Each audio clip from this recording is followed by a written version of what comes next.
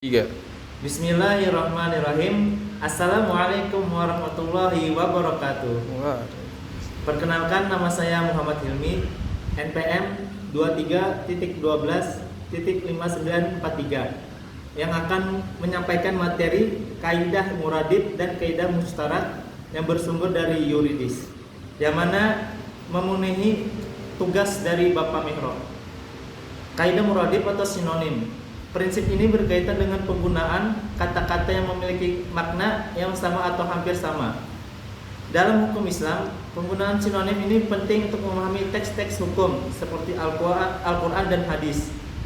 Sinonim digunakan untuk memperkaya makna dan memberikan variasi dalam penjelasan hukum, tetapi perlu diperhatikan konteks agar tidak terjadi kesalahpahaman.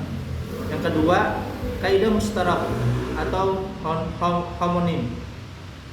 Prinsip ini merujuk pada kata-kata yang memiliki beberapa makna yang berbeda. Dalam hukum Islam, penting untuk mengetahui makna mana yang dimaksud berdasarkan konteks penggunaannya. Hal ini karena kata-kata yang sama bisa digunakan untuk menunjukkan arti yang berbeda, sehingga interpretasi hukum harus dilakukan dengan hati-hati agar sesuai dengan tujuan syariat.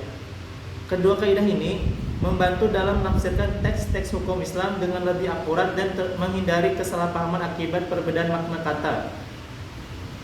Terkait dengan kaidah muradib dan kaidah mustarak, sebenarnya tidak ada undang-undang spesifik yang ada secara langsung membahas kedua kaidah tersebut, karena keduanya merupakan konsep dalam ilmu ushul fiqh, bukan bagian dari hukum positif yang dituangkan dalam perundang-undangan modern.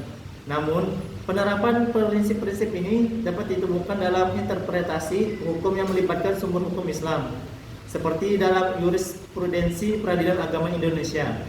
Beberapa regulasi yang berkait dengan penerapan hukum Islam termaksud penggunaan kaidah-kaidah dalam penafsiran antara lain: 1. Undang-Undang Nomor 7 Tahun 1989 tentang Peradilan Agama pada tahun 2006 dan 2009.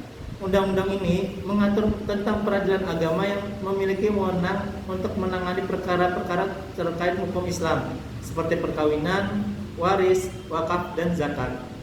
Dalam praktiknya, hakim di peradilan agama sering kali menggunakan kaidah muradib dan mustarak dalam menafsirkan teks-teks hukum Islam. Yang kedua, kompilasi hukum Islam KHI. Kompilasi hukum Islam yang diterapkan melalui Instruksi Presiden Nomor 1 Tahun 1991 menjadi pedoman bagi hakim dalam memutuskan perkara di peradilan agama. Meskipun KHI tidak secara eksplisit membahas kaidah muradib dan mustarak, prinsip-prinsip penafsiran yang digunakan dalam jurisprudensi Islam tetap relevan. Yang terakhir, yang ketiga, Undang-Undang Nomor 16 Tahun 2019 tentang perubahan atas Undang-Undang Nomor 1 Tahun 1974 tentang perkawinan. Dalam penerapan hukum perkawinan di Indonesia, khususnya yang terkait dengan hukum Islam, prinsip-prinsip interpretasi hukum termasuk kaidah muradib dan mustarak digunakan untuk memahami ketentuan yang tidak secara eksplisit diatur dalam undang-undang, tetapi merujuk pada hukum Islam sebagai pedoman. Prinsip-prinsip ini lebih bersifat panduan dalam metode penafsiran daripada aturan hukum tertulis dalam undang-undang, dan biasanya dipakai oleh para ahli hukum Islam atau hakim dalam proses interpretasi hukum. Sekian dari saya. Terima kasih, mohon maaf atas kesalahan baik dalam perkataan ataupun perbuatan. Assalamualaikum warahmatullahi wabarakatuh.